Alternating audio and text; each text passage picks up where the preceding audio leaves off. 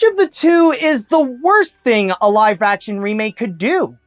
Is it to take the risk of making some changes to the story that could most likely make the movie worse like Lilo and Stitch? Or is it to play it safe and be the exact same as the source material to the point of possibly feeling unnecessary like How to Train Your Dragon?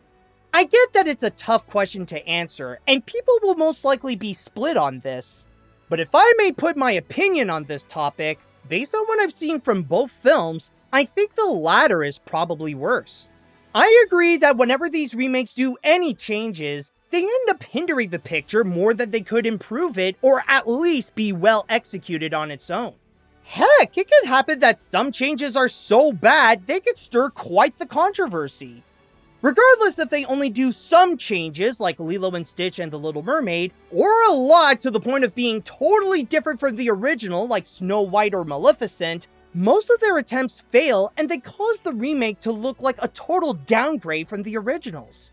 But at the very least, those remakes try to do something new. They try to update what was done before in order to deliver an experience that could be both fresh and familiar. Because even they know that being in live action alone is not enough to justify their existence.